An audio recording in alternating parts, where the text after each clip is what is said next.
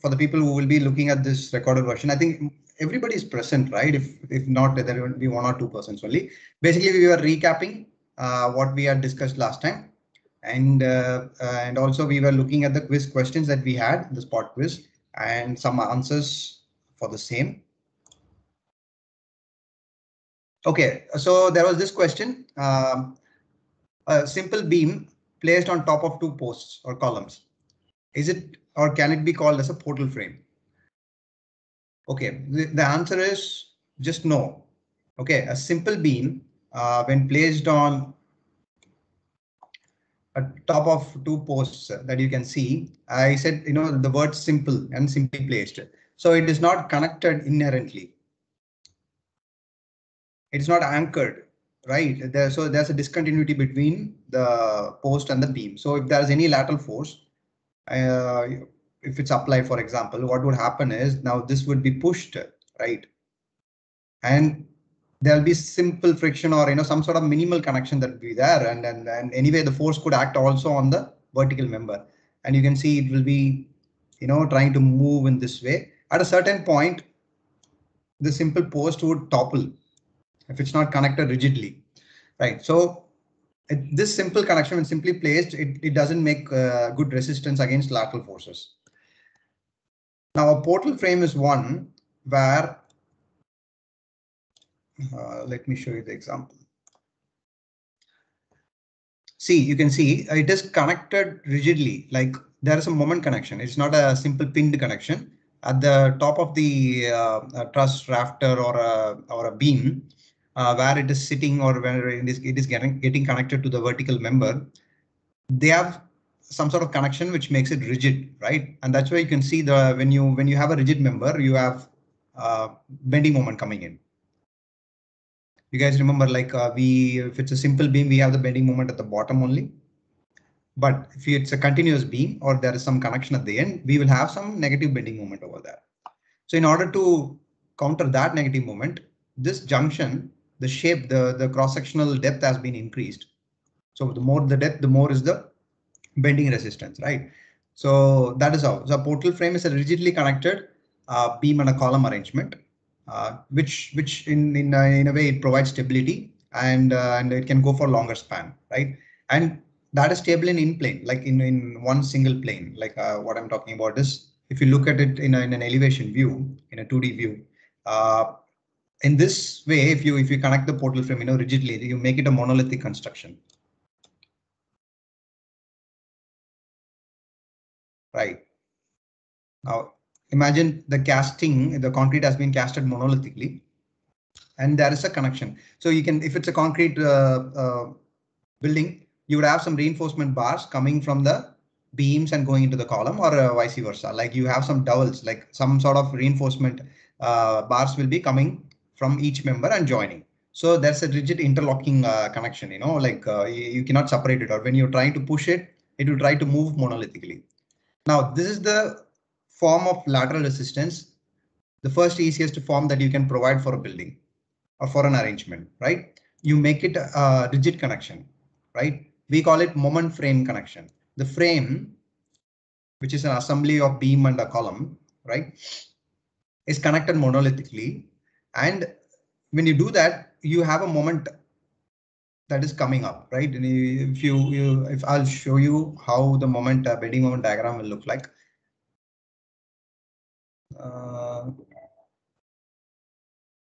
Is there a pencil tool somewhere?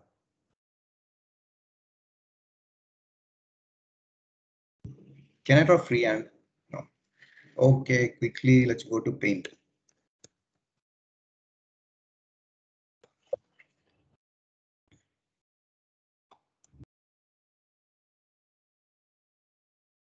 Now let's remember, we should have some fixing at the bottom, right? It has to be grounded. It is now a fixed connection here, and it's fixed at both the vertical member where it is meeting the foundation. Right, now imagine this joint is rigid, like that's a continuous connection, right? That's a primary difference between a portal frame and a simple beam and post. The first case was, it was simply located. So if it was a simple beam and post connection, you would have the bending moment like this for the beam. right? And for the column also, you will have a separate bending moment. Depends. It could be like this. But no, there's a small thing. Hold on.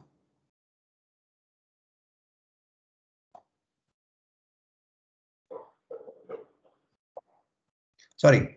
So if it is a simple beam which is connected to the column, there's no connection. It's a simply sitting. Like there is no inherent rigidity or moment connection.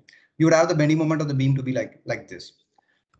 Now it is not acting on the column, like there is, because here also you have pinned connection. At the pin connection, the moment should be 0. But if you make it a rigid connection,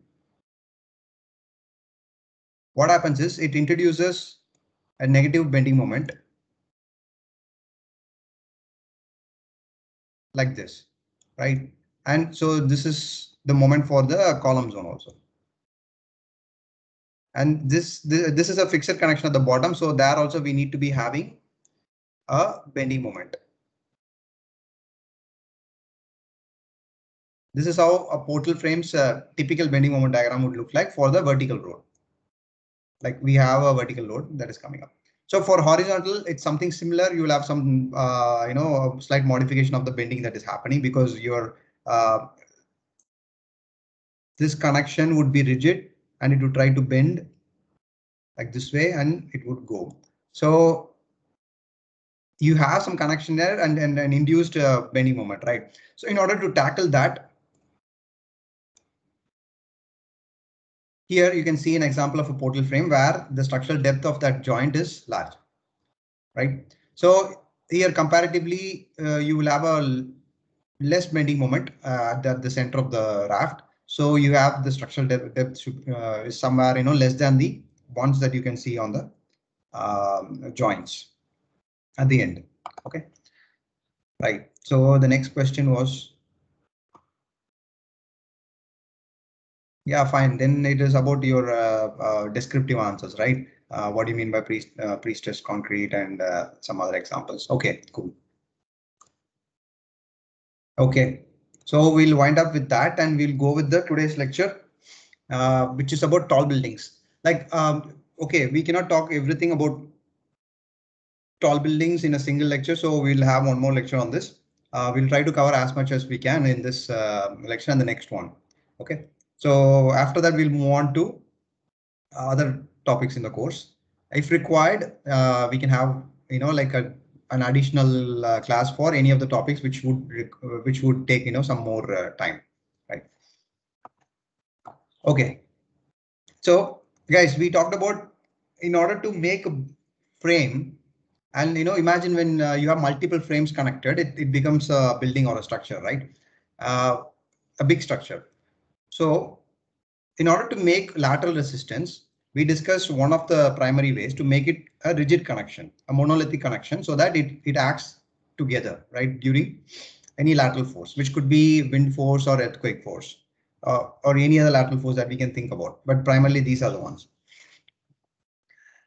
Now, is there any other option to make it laterally resistant, if not for the first option? Imagine it's now simply sitting. We are not making a rigid connection. Is there any other way that we can make it laterally resistant? Like, by the way, when we apply a lateral force, it should not topple.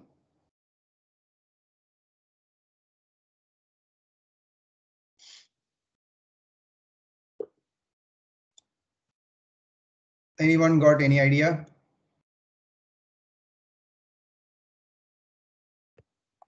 There are 3 ways to make lateral resistance. So there are 2 more ways two more methods that we can talk about. First one we saw, it's a monolithic construction, a moment frame system. You can write it down. It's a moment frame system. Now, what are the other options that we can go for?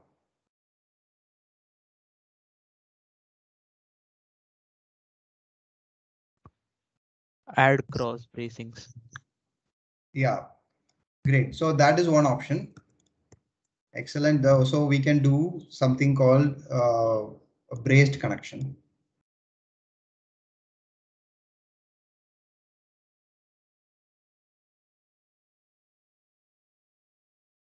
You introduce another diagonal member. Okay, and also in the other, because anyway, the forces come in both the directions, right? In order to tackle that, what happens is when a lateral force is coming this way, this would be in compression, this member. You would have done analysis of a truss system earlier in your classes. So, and this would be in compression, this would be in tension, and these members would stay in place. So the lateral force will be mostly taken by these cross diagonals, and then it would transfer to the its verticals and way down. Okay, this is one of the options. So what is the third option? So the second option is called diagonal bracing or braced connections. What is the third option? I said there is one more option.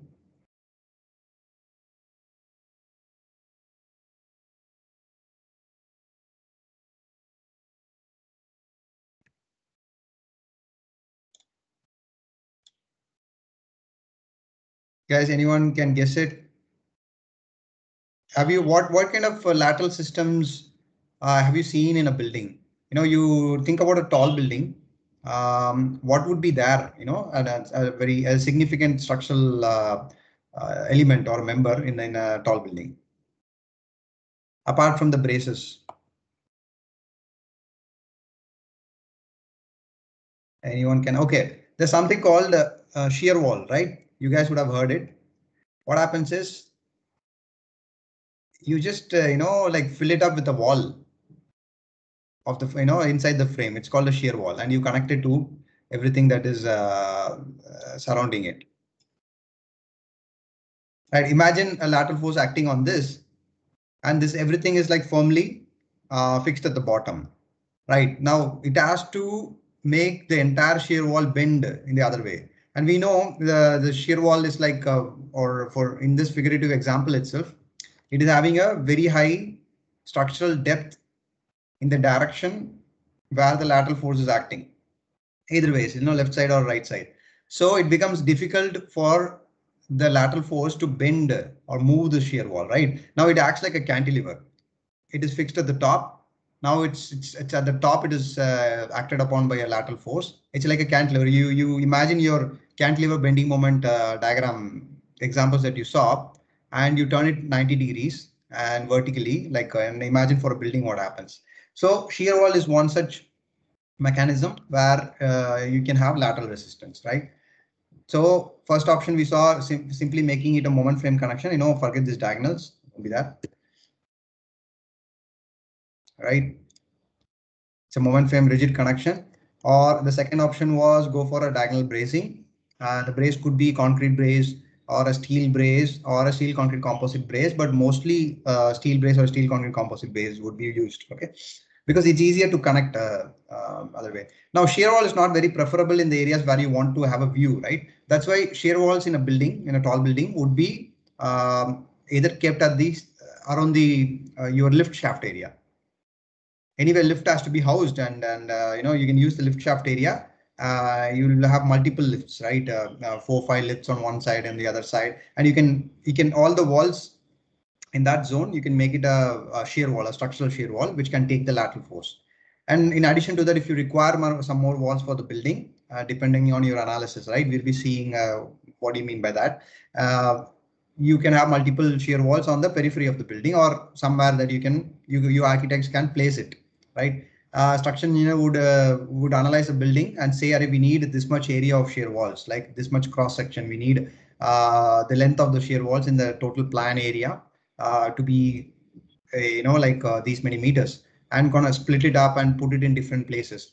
And you can give, okay, I don't want it here. I can can you please reduce the length here or reduce the thickness here, or you can move all the walls to this place, right? And then you increase whatever the thickness that you want, right? So that kind of a communication you will be having, but you need to understand why and where the shear walls or the bracing should be put, okay, in the plan view of the building, and also in the elevation view, to which will give you the best structural performance, right? So from there, a structural engineer, your thought process also should be coming, and also architecturally, is it viable, right?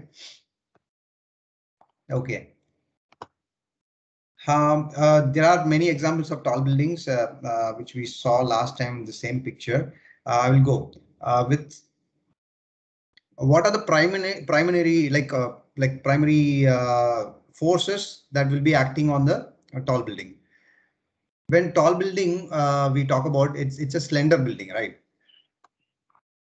Nowadays it's like slender when you compare to the floor area and the height. If it's the height is very high compared to the floor area, it is having some sort of slenderness, and that's how we call it as a tall building. And can you guys tell me above what height a building can be called as a tall building, or what do you mean by tall building? What's the definition for a tall building?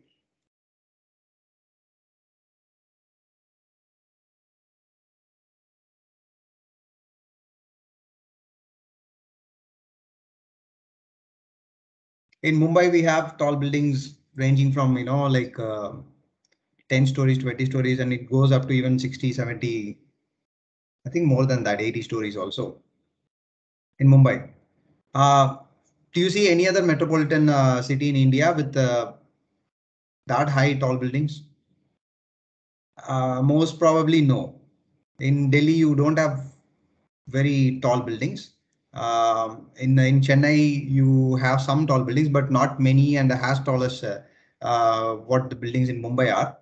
In Bangalore, yes, but not very tall. Yes, there are tall buildings. So tall building definition, if you look at it architecturally or region wise, it differs, right? Because anything relatively tall will be a tall building. You have a couple of buildings which are like a 5, 6, 7 story or 10 story, and you have suddenly something which is a 20 story tall, right? That's a tall building in that municipality. So that's a way of looking at how tall a building is. But in Mumbai, you take a lower Parel area, or Parel, where most of the buildings are tall. In that way, in order to compare, a taller building would have to be much more taller than those buildings, right? So a tall building comparison differs. So in Mumbai, 50, 60 story tall building is a tall building. Maybe in Delhi, it could be, like a 20 story building would be a tall building for the region, for the people there, right? They have not seen many other tall buildings to compare to. But that we can define a structural cost, and we can define it structurally a tall building. When we can call it a tall building when you're going to build the building, right? It's going to have columns, walls, beams, slabs, and everything. Now, for a very small building, 2, 3 story, or for houses, what you design for gravity forces. By gravity forces, by what I mean is the downward direction forces, your dead load, your live load, right? Which is normally occurring. Your lateral forces occur not every day, like wind doesn't blow that much high every day, and your earthquakes are not faced every day. So it's an intermittent force, your lateral forces are. But there are everyday forces which is acting at any point of time, which is a gravity force, like the ones that we saw, like our live load, humans moving, there are furnitures, the weight of the slab, the weight of the tile finishing, everything, right? Now you design a structure for that loading, for the gravity loading, right? And you have member sizes. Now you do a lateral analysis, like you see how much is the lateral force coming, right? You take a cumulative or the highest lateral force that it can come according to the method of analysis that we do. And you figure out the member sizes which has already been provided for the design of gravity elements is enough, is capable, the system is capable, the members are capable of taking the lateral forces, right? You're not increasing the size of the members for the lateral force, which you are designing for in a normal small size, typical building. Now, what happens is when you go taller, your lateral forces are higher. Like the wind, you see when you go above a certain height, right? It's much more faster, right? And the amount of wind, the total surface area the building is exposed to the wind it's going to be large, and there's a large lateral force falling on it. Now, similarly, what's your seismic force? Your earthquake is nothing but your ground shaking. And it depends on the building's weight itself, right? Because earthquake force is an inertial force. What do you mean by inertial forces? A force that is generated because of the very own weight of the building.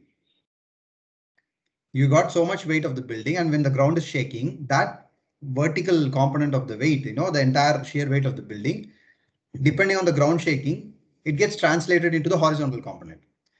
The building's weight, inherent weight itself becomes its lateral force. And it's a percentage of the lateral force. Your entire building's weight, out of that 5 to 15% or 20%, if the earthquake is more, right? The ground shaking is more. That much percentage of the entire weight of the building gets converted into the lateral force and then acts on the entire building in different ways, right? At each story, the force is different and it gets accumulated and as it goes to the bottom.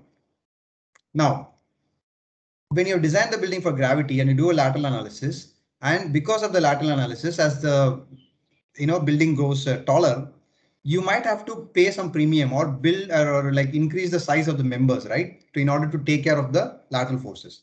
Now that cost keeps increasing when you go taller. You look at the this graph on the right side.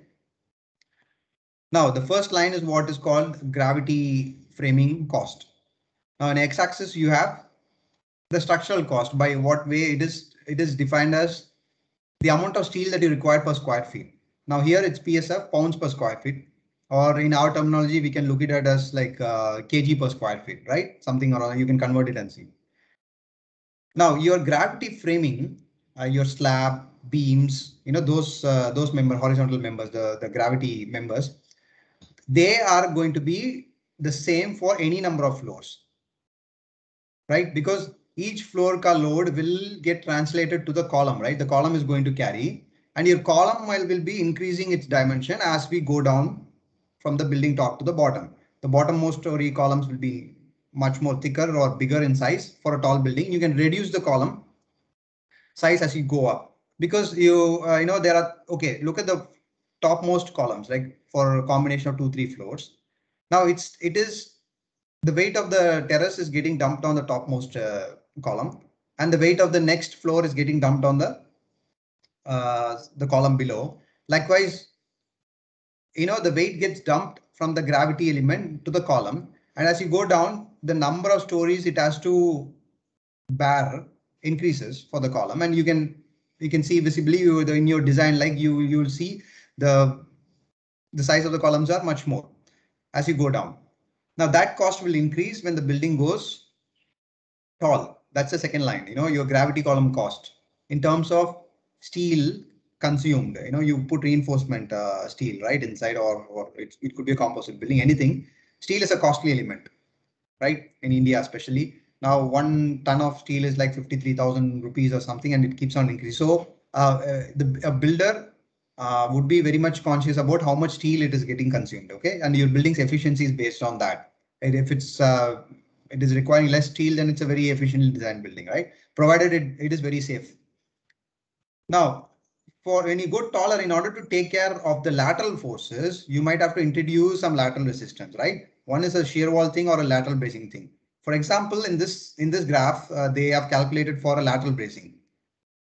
Now you can see significantly as you go taller, the cost of the lateral bracing itself and the amount of structural cost that you have to put in the building increases phenomenally. By that way, you can mark a line and call, okay, maybe around 40 or 45 stories, right? And or around 40 stories, the building is not, there's no significant increase in the structural cost because of the lateral system requirement itself. But as you go taller, it is much more costly. So based on that, you can define around any 40 stories could be a, above 40 story could be a tall building. That again depends on where we are building the building, right? If the building is in a very high seismic zone, like in Delhi, Delhi seismic zone is like 4 or 5, which is like the highest earthquake possible that can come in India. That's how we have defined it. We'll see the zonal mapping also, which part of India has high seismicity. There the cost would be less, but in Mumbai, maybe the seismicity is not very high. just for, for example's sake, just assume the wind is also not very high.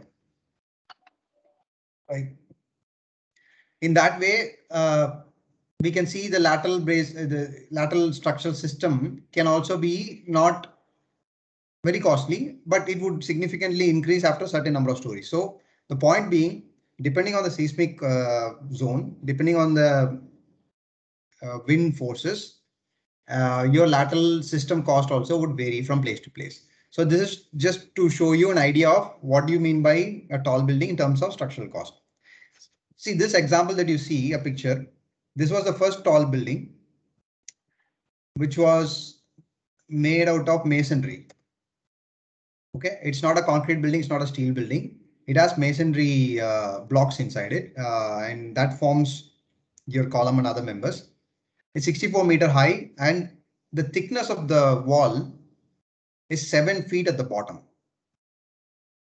Just imagine it's like more than a person's height, that much is the thickness of the column or the walls, but we don't see this much thick walls nowadays. So earlier, they had a different, they did not use concrete yet for a tall building. They did not use steel yet. It was built in 1891. It's still standing good. And what was the result of using, thick masonry walls? 15% of the floor area is occupied by the columns itself. That leaves for less room for your building functionality. Now we have modern analysis tools and materials and the structural systems, the way we are building in the construction methods, we have reduced the thickness of the vertical members, right, significantly. Any questions at this point?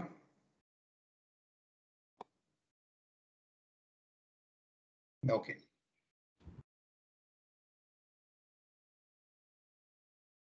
Now we'll look at the characteristics of wind. So we'll first try to understand what is happening to a tall building, specifically a tall slender building, due to its environment, okay, due to the wind effects and the seismic effects, right?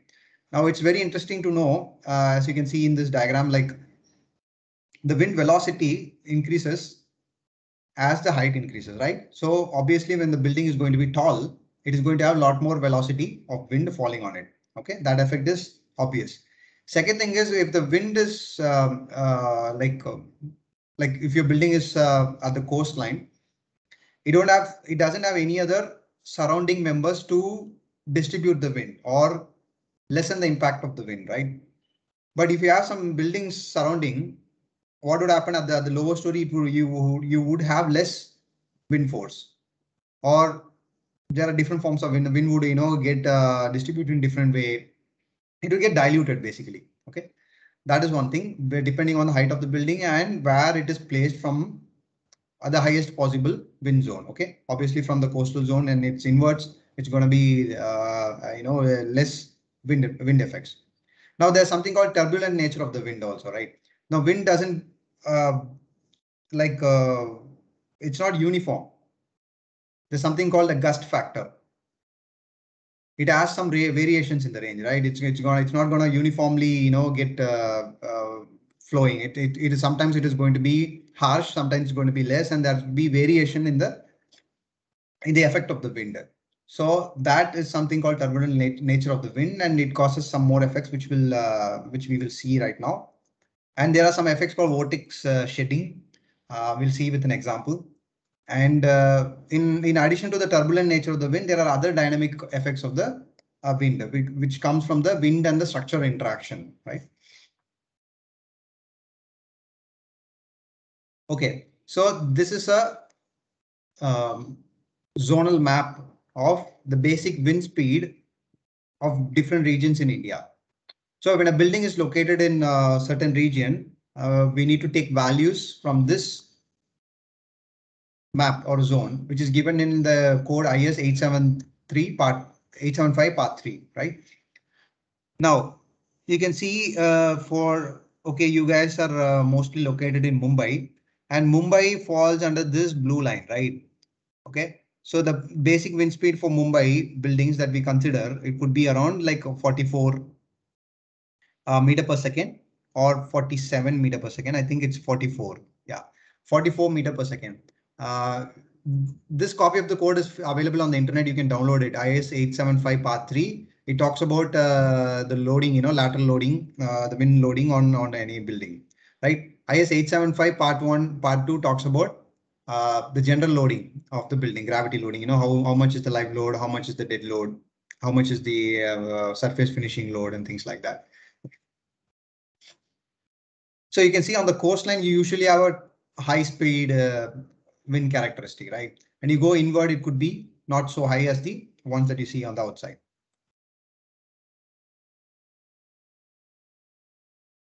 Okay. Now, having said, okay, there are different,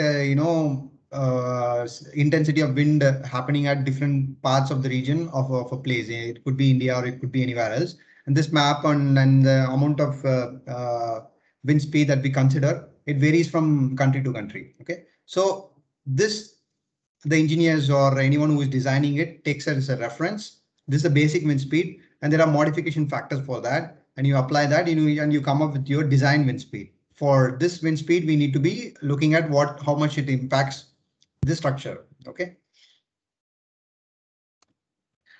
Okay. At this moment now, like I would like to talk about the concept of resonance.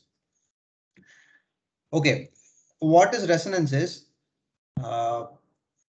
there's something called internal frequency of any object. Okay. In this world, every object, physical, biological, has something called internal frequency. Now, and you have an external frequency or an external excitation frequency. You apply some sort of force, and the frequency at which it is applied matches the internal frequency of the object. Okay, and there's something called resonance happens, right? When it matches the excitation of the subject becomes exponentially increasing, and it doesn't stop theoretically. The example is, you would have gone to a park and also played in a swing. You would have been the one who got played, and you would have also helped any kid to play also. Now, when you start applying a push, the swing happens. After a certain time, you just don't have to put very high efforts, right? You just have to, you'll be standing in one place, and then the swinging is going on nicely, and you just have to give a slight tap whenever it comes to you, right? So you have, in a way, what you have done is you have initially applied the forces, right, to make the swing move, and it started moving. Now there's a frequency of the swing that is moving, right? It is moving. What do you mean by frequency? Point A to point B and again to point A. What is the time taken for that, right? That's a time period, and you inverse it, that's a frequency. So basically I'm talking about a vibration, a harmonic, like an action which goes on. When that is happening and you stand at one place and you just provide enough force, not so much as you started with, right? And you keep on maintaining the momentum of the swing. Now what you have essentially done is you have made your external frequency, like you are applying the force, the interval at which you're applying is matching exactly the frequency which is needed for the swing to keep going, right? So theoretically, if you match that, the effort needed is very less, for which the resultant will be very high, meaning the swinging or anything that could happen if the frequency is matching, it should theoretically go very high, right?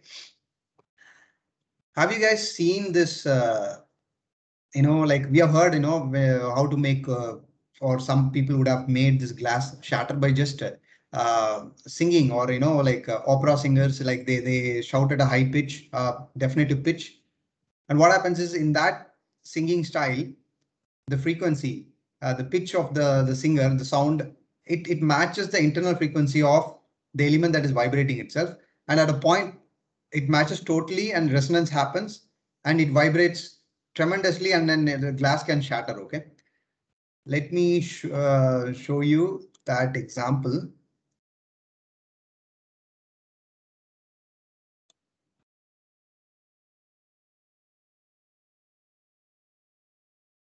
This is related to a building. This can happen to a building also. We'll see that in a while.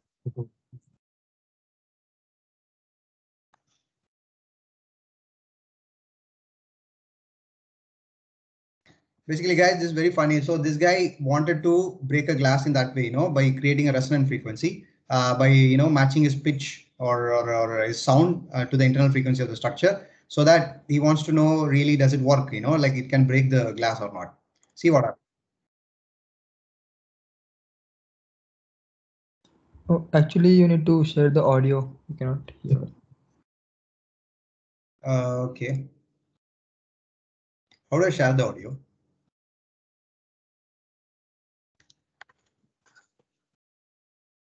I think, okay, I'll increase the volume. That should be enough. No, while resharing it, there's an option include system audio. Sorry. When you once stop the screen share and then reshare again.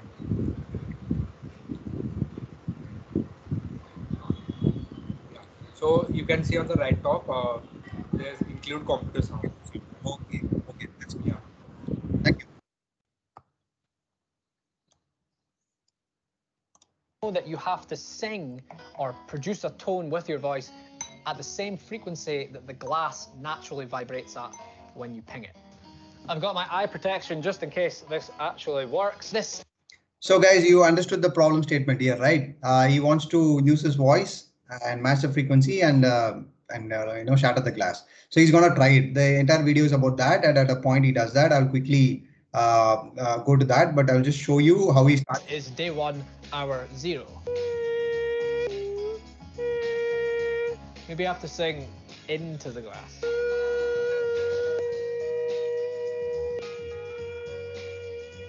So the reason he puts a straw in the glass .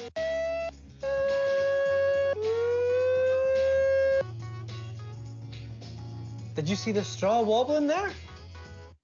So he tries different voices, okay, different pitches. And let's go fast forward. Can you see the straw jumping around? That is me holding the pitch at the right frequency and at a higher volume, but still it hasn't broken. But we're making progress.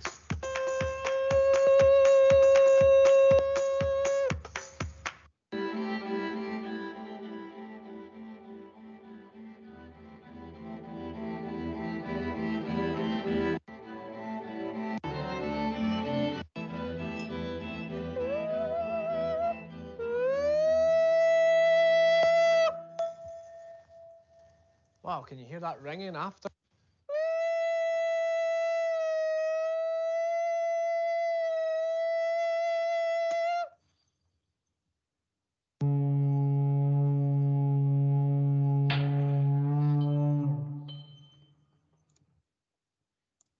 Yeah, so now it happened. So he has been trying for several days, 10, 11 days. Imagine the effort he was putting. So it happens. So it actually happens. If it's properly done, if it's properly matched, it can shatter in the way that you see in the pictures, right?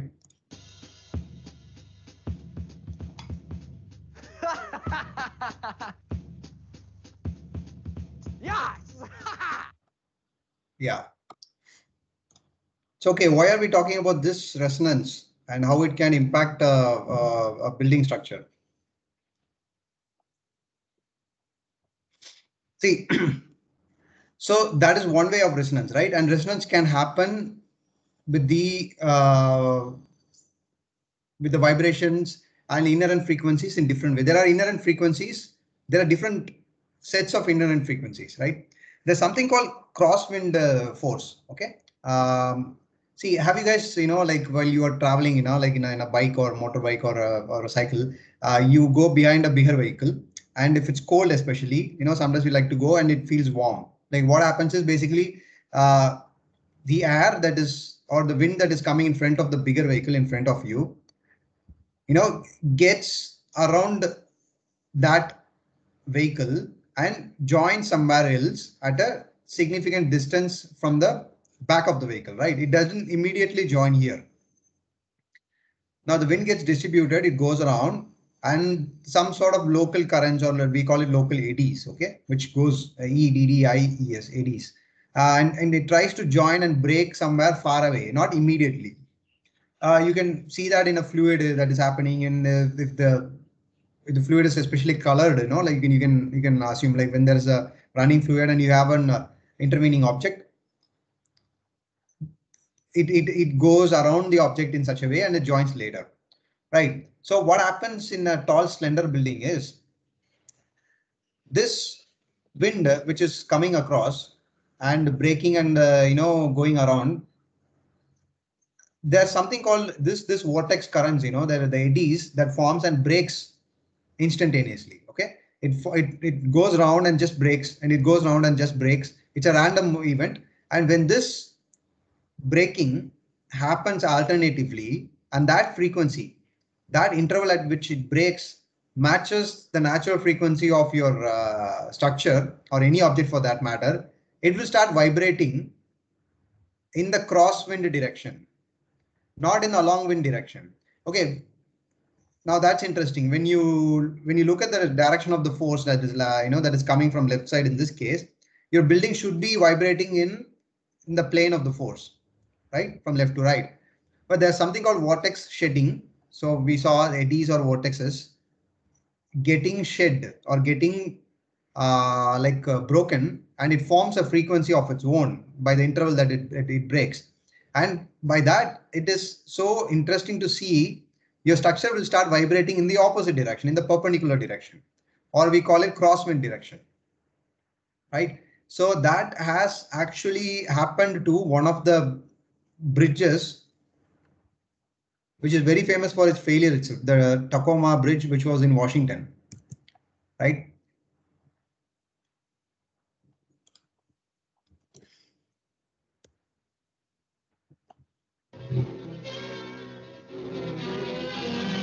Tacoma Bridge, Washington, opened only a few months ago, was built at a cost of over $6 million. But misfortune overtakes the great structure. These are some of the most amazing pictures ever recorded by a newsreel. The actual collapse of the world's third largest suspension bridge.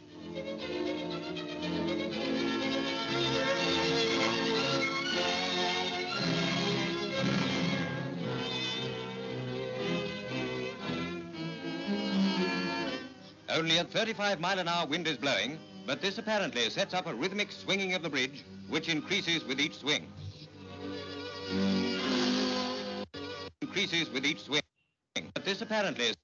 Now, this is a perfect example of the resonance that has happened because of vortex shedding. Okay, so we are looking at a horizontal span member here, and there's wind coming. They said it's 36 miles per hour. It's not a very significant wind. So that's what the idea is about.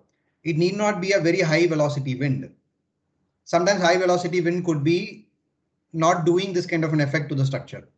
Sometimes it could be, not even a middle velocity wind. Sometimes it could be a general, like low velocity wind. And if it's a frequency at which it flows or excites the structure, matches the inherent frequency of the structure itself, then we have this resonance happen. Okay, boom. Then it goes on vibrating, like it goes on shaking it keeps on increasing after every vibration. And ultimately what happens, it keeps on vibrating, keeps on twisting. Your material somewhere is going to break. Your structural member somewhere is going to give in. It sets up a rhythmic swinging of the bridge, which increases with each swing.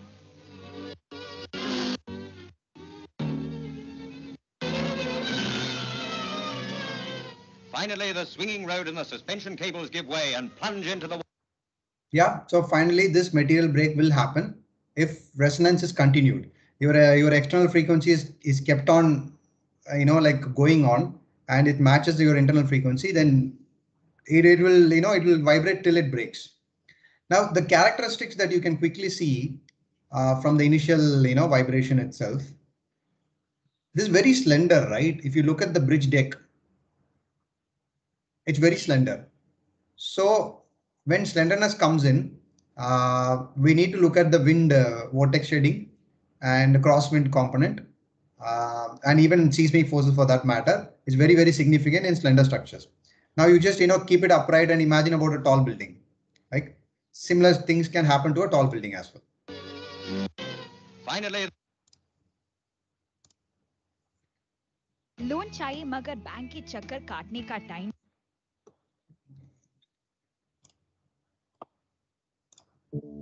Okay, so again, there is this video. I'll give you the link to all the videos at the end of the class. Okay, you can also go and check it out later, and it will be also in the presentation. You can take the copy paste the link in YouTube and you can watch it.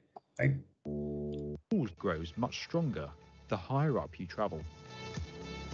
While the steel and concrete used in a skyscraper's superstructure is designed for vortex. Okay. Now we talked about vortex shedding, right? So there are softwares for analyzing this, okay, for tall building. Sometimes software gives you the preliminary results of how it is going to happen. And in order to know the real results, actual results, what we call, like there's something called wind tunnel testing. You make a scaled down version of your structure and you put it in a place, and you know there's a tunnel like arrangement, and the huge wind is artificially created and it falls on the structure, and the structure has the model, basically the scaled down model has sensors in it, like pressure sensors, and it's connected to the computer to take in the values, how much is the wind force acting on the structure itself, right? So this is called computational fluid dynamics, CFD, which is a computer analysis method where you have an obstacle, which is a building, and you can see when the wind is flowing around it, they are shown in different intensities, what happens to the speed of the wind, and how vortexes are formed away and how it sheds, right? It is going to start shedding here and it is going to be losing its velocity as it goes away. Right. So shedding. This process, much like water flowing down a stream, acts differently on obstacles depending on how streamlined they are. In the case of these buildings, their shear block walls created a bluff obstacle that wind had to flow around. As strong winds moved around these structures, areas of low pressure emerged on the opposite side of them, creating suction forces that pulled at the buildings, causing them to sway back and forth. While any such movement may initially be minimal, on a tall, that's why you see, some of the tall buildings, their periphery would be designed in different ways to tackle the wind forces that is coming around. It would, most of the cases nowadays, it's not a rectangle or, sheer, very rigid shaped building, it could have a periphery change like this. Petronas Towers is one of them, one of the examples. Edges smoothed off of a structure to make it more aerodynamic, or small cutouts created on the edges of a structure to scramble prevailing winds and reduce the strength of the vortices they create. A prominent example is the ornamental design of Taiwan's, for example, today. So you look at the elevation of this Burj Khalifa, right? So it has, imagine the wind is coming, it's aerodynamically much more superior. It is not going to impact the building in the same way as it was like if it was a flat building, right? So we need to learn how to play around the wind, actually, literally play around, make the wind flow away. It shouldn't cause impact on the structure as much as possible, right? Yes, and in using a computer analysis, we have this technique, you change the shape of the building and you can see how much is the wind force. The idea is to minimize the wind force. Wind force is not avoidable, but it can be lessened. The impacts can be reduced, and we can design the structure for the remaining wind force. Like you have designed it, you have made the architectural shape of the structure in this way. And so the architecture and structural modeling, goes hand in hand in terms of a tall building. And we need to design for the final wind forces that we can take care, right? Burj Khalifa.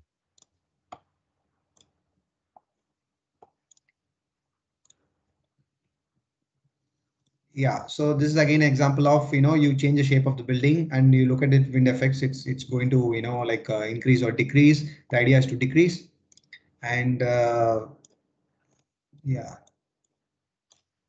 Okay.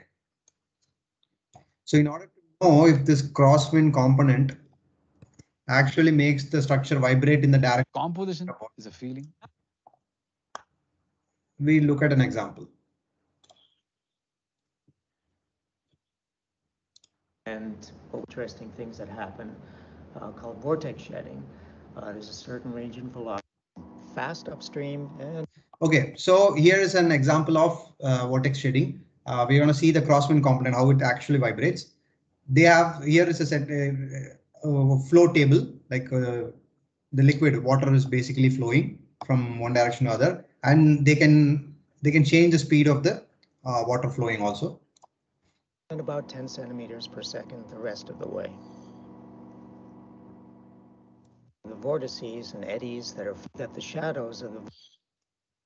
Okay, now there's a certain speed of the water that is flowing, right? I think he said 10 meter per second, right? That's a speed.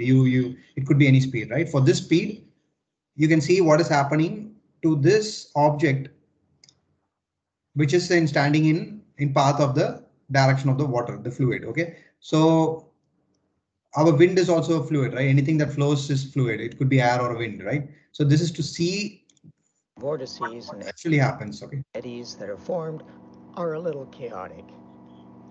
And so any interaction with a pendulum results in very little motion. It just sits there in the flow, wiggling around a bit. And you can say, yes, because of the movement of the water, that would be, little effect on this object, right? It's not a big deal. It's not going to vibrate much, right? But wait till you... All right, let's put the pendulum downstream where the water's flowing a little slower and see what happens. You can see it immediately starts moving back and forth, and you can see the shadows of the vortices being shed towards one side and then the other. My finger's following that. Every time the vortices get shed to one side, the pendulum moves in the opposite direction. And so the force on it alternates back and forth. Cool. So this is downstream. The velocity of the water is less than it was before. Now that's the point. You don't need a higher velocity wind to cause this.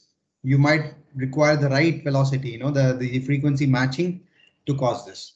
This is a key takeaway, okay, from the effects of wind, vortex shedding, crosswind oscillation, and things, right? Now that can happen for a tall building, especially if it's slender. It's gonna definitely affect. And what structural engineers do is they figure out the frequency of the structure, right? That is some value, and your surrounding environment, right? How much is the wind is going to come, and what frequency it can act upon, right? There was a dynamic factor. I told you there is this wind gust velocity, or like it can range from certain speed to certain speed, right? And it can vibrate in certain ways. Or so those studies are done, and you have a lot of data for the last 50 years, 100 years. What was the wind, coming and happening in this location? So you take that and you figure out the external frequency because of the wind, right? And you figure out the internal frequencies of the buildings, right? Entire building, the vortex shedding frequency, and if there's anything else. And we make sure these are not matched. And how do you make sure it is not matched? Either it's only one way. You have to change the configuration of your building. You change something in the building that puts your inherent frequency very, very away from this vortex shedding frequency. How do you do that? You put some bracings, you put some other members, you increase or decrease the size of members, you increase the load. Basically, if we saw a slender member, right? A slender structure is prone to vibration because it's lightweight, right? And if you have a heavyweight structure or you have some sort of damping mechanism, if it is able to come quickly to rest, even though if it is vibrating. So you add those factors inside a building and you design in such a way, the inherent frequency of the building is pushed very away from the external excitation frequency, right? That's a study they do. And that's a study it should be done for a tall building. As I told you, there are wind tunnel studies, right? This is an example of the model making. They scaled down the model, and there are rules and there are methods to scale down what should be the size of the model. And you can see a tunnel over here, and there'll be surrounding buildings also that you can model, right? Where it is located and what could be the effect of a particular building amongst its neighboring buildings because of the wind effects, right? And you have so many sensors or pressure points inside a model, which is connected digitally to the computer entry system.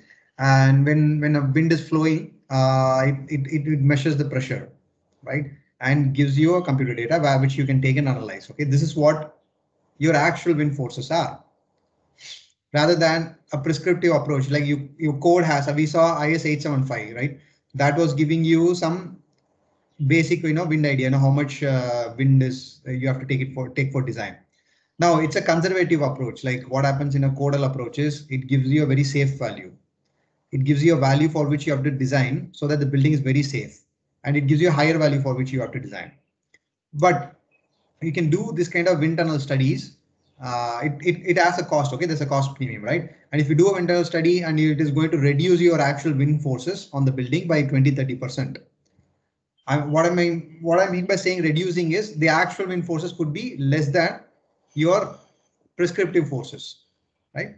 So you figure out that if that's 20-30% reduction, that's very good, because you're going to take that forces and you're going to design the entire building, right? All the components associated with it. It's going to reduce some few kilonewton, or it's going to reduce some newton. It's very good only. So that cost premium and cost advantage is there.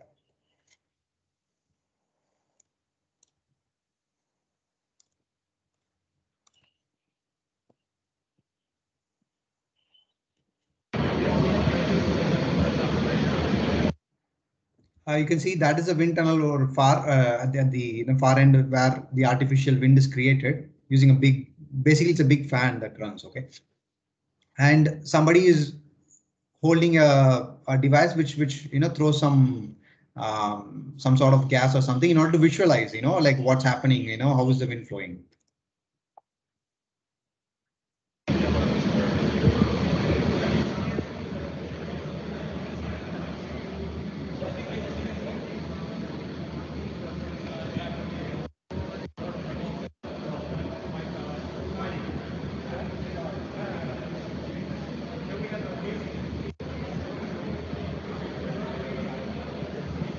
Now there are again, pressure points at, inside each of the sensor. Anyway, inside this statue, and that's going to take you the values, how much it is experiencing. This facility is available in India, as you can see. This, I think it's called RWTH, or there's an agency for doing that, wind tunnel testing. And some of the big IITs also have this wind tunnel testing facility. Okay, now you look at the typical components in a tall building, right? So there is something called a core, or an internal elevator shaft. Okay, where usually we call it as a core because it is surrounded, and it is like a zone of concrete shear walls, right? That is housing the lift shafts and is going to raise above. And in addition to that, we might have some trusses like members, which is joining the core to the outermost columns. Like there are super columns on the periphery. And you have those truss members at certain intervals along the height of the building. And you have some other bracings which are running, through the height of the building. And that, these truss members are something different from the regular bracings, which we'll see, what do you mean by that? Okay. So we saw, in order to provide lateral stability, we need to form a connection, make the entire frame kind of inherent, to act as a single one. Look at the example on the top left. Okay, there is this canoe or a narrow boat. Now, without this helping arrangement on the side, it could be easily toppled, right? And when you don't want to make it topple, you kind of have to, or you can have this kind of helping mechanism where it's difficult to topple. Basically, that's what happens in a four-wheeler also, especially these F1 cars, right? If you have seen F1 races, the speed at which it turns, if a normal car or something else goes in that speed and makes a turn, it will get toppled. But what happens is, here, since your entire system is very spread apart, okay, like similar to a sumo wrestler, like you stand with your feet together and somebody pushes you from side, it's easy to move, right? You will be tumbled down. But you yourself, stand in a sumo wrestler's position. It's difficult to push you over. It's difficult to topple you down. That's the same thing, like you need to make use of what structural members you have, right? And do a very strong connection between them. For example, in this left side, like you can see the core of a tall structure. If you can connect it to the outermost columns or like legs, for example, using a very sturdy or a member that can make the connection possible, not a slender member, you need something thick here, right? When you do that, that's what you call an outrigger system. Okay. Now, what happens is your core and your periphery, all these members are combinedly engaging in taking care of the lateral force. Similar to this canoe and its arrangement. If there's a lateral force coming in due to the wave action, this outrigger connection is going to help it stabilizing the structure against the force that is coming in, right? So this is what we call an outrigger. So outrigger is basically a deep beam or a truss or whatever horizontal element that connects your core and your periphery or some columns in your periphery to make an inherent combined system that acts together while lateral forces coming and like working on the system. So you have a shear wall, you can connect this shear wall or a core again to the outermost column using a truss arrangement. Also, you can connect it using a diagonal or something. So basically your outrigger will be very deep. Okay. It will, sometimes it might take 1 or 2 floors of the entire building itself. It's not a very, like small member. It's like a very deep member. So that's why you give it at different intervals, not everywhere, because you need the floor functionality, right? You are sacrificing your floor space for that. So there's a give and take, there's a cost give and take. So you analyze your building and you play with your outrigger. Like, okay, I'm going to place only 1 outrigger or 2 outrigger or 3 outrigger, like at 1/3 spacing or 1 at the top or 1 at the center, and see if my lateral deflection due to wind or earthquake is coming to a rest quickly. The idea is it will deflect, it should not deflect so much, right? It should not be, if it's deflecting so much, it's going to fall down or it's going to break somewhere. If it is not deflecting, then what you have to do, you have to make it very steady, right? Every component has to be bulky, your outrigger, your column, your core has to be bulky. But you have to play somewhere in middle so that your building is not very flexible, not very stiff. It has to come to rest quickly because your earthquake is going to happen for only few seconds and the wind is going to happen for a longer time. Okay, that we need to take care, but not every, like not throughout 24 hours. It could happen for a few minutes or a few hours, right? So you need to design a system which is very efficient, cost effective and functionally effective also. So it doesn't disturb the other functionalities, but it also saves you. The structural safety is there during lateral forces.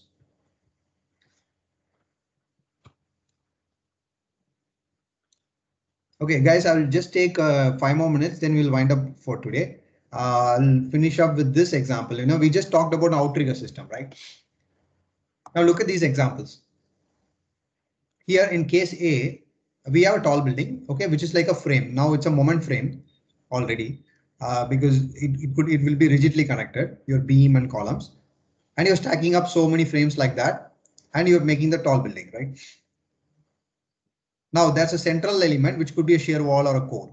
And there are outermost columns, or the central element just could be a column itself. You can assume anything. There is no outrigger at all, right? Now you can see if it is a wind or seismic force is acting, the deflection is this much. And we are normalizing it to 1 unit value of deflection. Okay, so you can see it figuratively, you can see it descriptively. Now, if you have an outrigger and you place it on top, okay, we call it a cap truss or a belt truss. Okay, when it is on the top, a cap truss, because it's on the top, it's a cap truss. If it's somewhere else, and is made up of structural steel member, it's called a belt truss, BELT. you just put an outrigger on the top and you make a connection so that now your central member and your periphery members are inherently connected, and you can see there's a drastic deflection reduction. Your drift or your lateral deflection is reduced, and your final value is 1/4 of it only when compared to this. For example, if it was 100 mm or 1 meter deflecting, right? Now it's 1/4 only. Right, it's going to be like 400 mm or whatever your assumption is. Now what happens when you place the outrigger somewhere else? Like, can you place it somewhere here and see how much is the reduction in drift? Yeah, it's much more reduced, right? Your drift is less in this case. Okay, you place it at somewhere in the top 1/3, or you place 2 belt trusses, or cap truss and a belt truss here and 2 belt trusses here, and these are like basically outriggers. Outriggers is a common word. It could be made up of concrete beam or a steel member. When it's a steel member, we call it a belt truss. So basically everything is like an outrigger, right? Outrigger is the one which connects your central elements to the periphery elements. You have this kind of sort of arrangement and you look at how much is the reduction in the deflection, right? Now that's what we want, like what is your target? How much you want your building to deflect. Okay, there are targets for that. You need to set that deflection. It cannot be deflecting so much, right? So in structural engineering, we have a deflection limit for any structure that depends on the height of the building. And in order to achieve that, we come up with different structural systems. You have a core and some shear walls or bracings, or you provide an outrigger, or you provide some other system which would bring down the lateral deflection so much within our limits, right? That's what, we don't want it to be very stiff, because then it's going to be very costly, and then the function of a building itself would be making not so much sense. So we need some optimal design, right? So that's what we, this example shows you the placement of outriggers, how much it helps. So placing at the top need not be very effective as placing it somewhere in the middle or middle third distances, right? And this picture we saw last time, and now it will make you more sense, like, what happens when you want to go tall. Apart from a rigid frame system, rigid frame is like same as moment frame. The word, the meaning is the same. The words are just differentiated. Okay, rigid frame and moment frame can go up to certain stories only. After which we need a bracing or a shear wall in the center. And if you want to go much more taller, up to 60 stories or something, you need a shear wall plus outriggers. Okay, or there are different types. This type is something called tubular systems. Like you have thicker columns at the periphery and at the center also. You make it much more thicker, it can go much more taller. And you have these, what happens is the cost is all these beams also have to be thicker or bigger in size in order to connect it. So everything becomes like a small outrigger by itself. And you have much more closely spaced columns, and you can go much more taller, right? And this is what happens. And you have an entire brace running throughout the building, it can go much more taller. These are different systems, and you have seen the system for Burj Khalifa and some other tall buildings right now. They have a different system. They don't have columns, like they have only walls everywhere. Okay, basically columns have been extended and becomes walls, and that runs throughout the height of the building. We'll discuss about that in the next class, but I'll just show you the structural system of Burj Khalifa. Or this is not Burj Khalifa. This is something similar. A system called Kingdom Tower, which is having also the same concept. You can see all these members are basically the structural walls, right? We don't have a column. We have extended everything into a wall itself by a structural member itself, and that rises to the top of the system because we need that much resistance. We need that much lateral stiffness in order to take care of the forces in the tallest building in the world.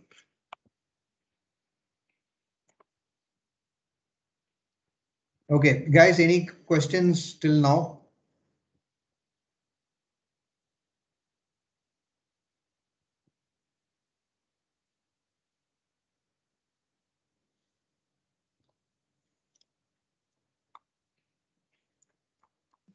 In the outrigger system, those trusses are usually in steel, right? Sorry? In the outrigger system, those trusses are usually made with steel, right? Or can they be made in concrete as well or something? It can be made in concrete, but they are usually made in steel. You are right, but sometimes, if it's it depends on your design. If concrete can be used, and in India, concrete is what is preferable because steel is very costly, and again, structural steel is very costly comparatively. So they would like to go for concrete construction itself. Okay, it depends on certain many factors like what is your client requirement, their budget, and how it actually performs. Right, it depends on all that. I'll show you an example of outrigger.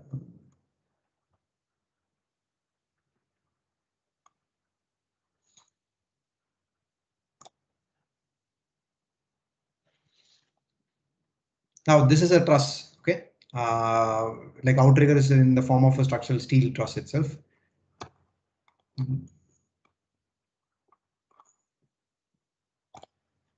Yeah, look at these ones. These are again steel. So mostly in the United States, they were not having problem with money, I guess. So they could build taller buildings way before we built, obviously, and they used structural steel. And for here you can see the outrigger, like this system. Like we call it, I call it as a belt truss, right? That is an outrigger here, and it has a cap truss also. And this is another building. I think this is in Australia. Yeah. So there also you can see somewhere the outrigger has been placed in the middle height of the building.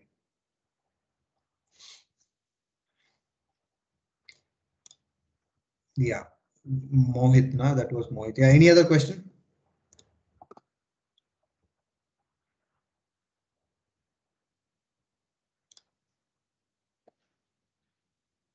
So in next class, we'll be seeing some of the real world tall buildings and what was their structural framing. And I will show you, some examples and small concepts from the ones that I worked in Mumbai. This is a 40-story building, 45 story building, where you can see all this, highlighted walls, right? All this magenta and pink color walls are the structural walls. There are no columns. These are like walls. Everything is structural wall. And there was a communication between us and the architect. They are asking, can we reduce this thickness, right? And we give them an option reply, which will be in blue comments, like, yes, we can reduce it here, but we have to put it somewhere else, right? Or they would be asking, can you make this wall as a structural wall? You can make use of it because we are not going to use it for some other architectural purpose. So maybe you can use this and make a non-structural wall somewhere else where the architect might need. So if you understand both ways, the number of iterations would be very less, and we can come to a conclusion very quickly. So these blue dotted lines are the ones which are called link beams, or basically these beams are connecting a structural wall to another wall, right? When a force is acting, for example, from left side to right side, you can look at the right side picture. Which one will be resisting? The ones in that direction, right? You can see my cursor. So this, and these ones, which are in the horizontal spanning direction, these are the ones which will be resisting the lateral force, which is coming from left or right side.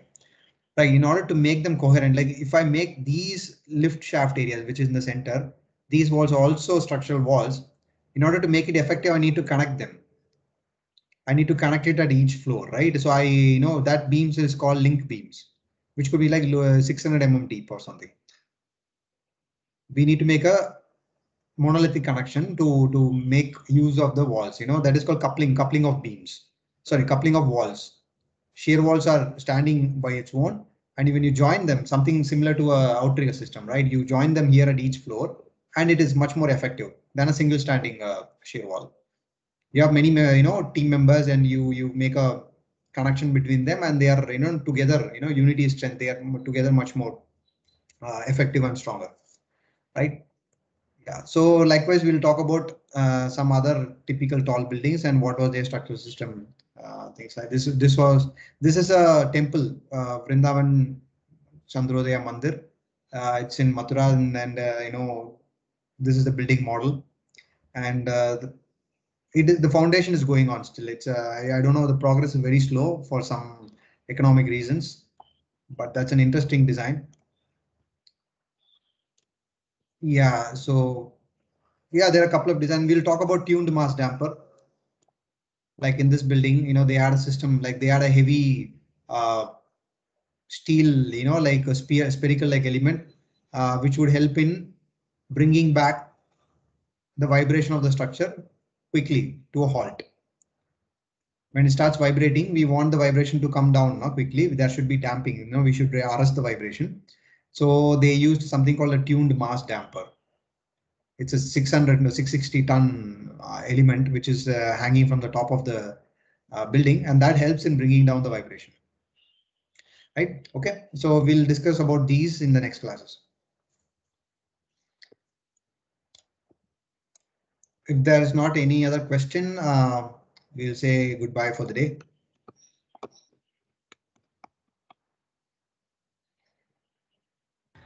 So we also have concrete out triggers. Right. We have concrete out triggers. Yeah. I'll try to, you know, we'll take some examples and show it to you next time. Yeah. Yeah. Concrete outrigger is basically a very deep beam. You know, the beam depth could be anywhere from 1000 to 2000 mm, like 1 to 2 meters is the beam depth. And the span would be around, you know, like maybe 8 meters or 6 meters only. For that short span itself, we need such a heavy section to connect from the core to the outermost columns. So so we have used concrete outriggers in relatively, you know, like building which is having a short span, you know, short plan area. In Mumbai, there is scarcity of places, right? In commercial areas, it's very costly. So usually your builder or your client would have a very small pocket of space, and we would like to go for a tall building, right? And also the cost of steel is very high, so we need to come up with solutions with concrete. Concrete basically has steel members inside, but going for a structural steel member, you know, like trusses, and trusses are not small in this case. Their member sizes are not small; they are heavy. You know, like the individual members also would be very heavy. That would be costly. So in that cases where the plan area is small and the building is tall, your slenderness is very high, right? So in those cases, the span is not very high. So the span between the core and the outermost periphery is not very high. So you can use concrete outrigger itself, which has, you know, somewhere the depth could be around 1000 mm to 2000 mm, or could be, you know, a little bit less or more also. And you can design, you can put more reinforcement bars inside and make it much more stiff, and it can act as a perfectly sound outrigger. Right? I'll try to get examples next time. Any other questions?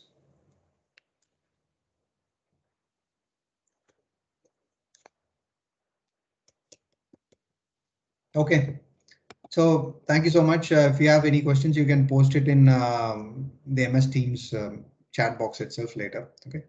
Okay. Thank you. I'll share this presentation for now because you might require it if we have a quiz next time, or else I will, you know, we'll have a spot quiz or something after the end of the next lecture also. Right. Yeah. Thank you so much. Thank you. Thank you. Thank you.